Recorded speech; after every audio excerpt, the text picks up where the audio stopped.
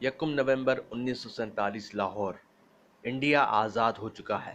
ایک نیا ملک پاکستان معرض وجود میں آ چکا ہے، لیکن خطے کی 3 بڑی ریاستوں کشمیر، حیدرآباد اور جوناگڑھ کا مستقبل غیر واضح ہے۔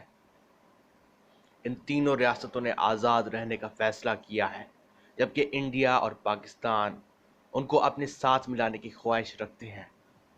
انڈیا کے آخری وائسرائے اور گورنر جنرل لارڈ ماؤنٹ بیٹن نے پاکستان کے گورنر جنرل اور قائد اعظم محمد علی جناح کو یکم نومبر سن 1947 کو ایک تحریری تجویز پیش کی، جس میں ان ریاستوں میں استواب رائے کروانے کی بات کی، جہاں کے حکمران خطے کی اکثریت کے بجائے اقلیت سے آتے ہیں۔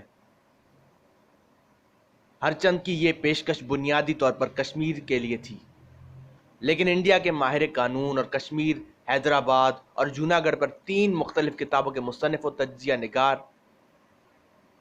اے جی نورانی کا کہنا ہے کہ محمد علی جناح نے تنازع کے پرامن حل کا ایک بڑا موقع گنوا دیا اور ان کے ہاتھ کچھ بھی نہیں آیا۔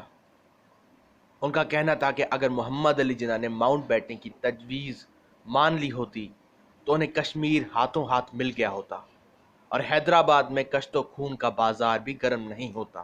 انہوں نے مزید کہا کہ محمد علی جناح کا خیال تھا کہ اگر انڈیا کے دونوں بازو کٹ جائیں تو وہ زندہ رہ سکتا ہے، لیکن اگر اس کا قلب نکال دو تو وہ جی نہیں پائے گا۔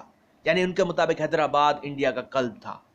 دوسری جانب حیدرآباد کو انڈیا میں ضم کروانے والے ہندو رہنما سردار ولبھ بھائی پٹیل نے حیدرآباد کو انڈیا کے دل کا ناسور کہا اور اس کے آپریشن کو ضروری قرار دیتے ہوئے اس کے خلاف فوجی کارروائی کروائی۔ یہ وہی حیدرآباد ہے جسے اس زمانے میں انڈیا کی خوشحال ترین ریاست کہا جاتا تھا، جس کا خزانہ معمور تھا اور جو تہذیب و ثقافت کا گہوارہ کہلاتا تھا۔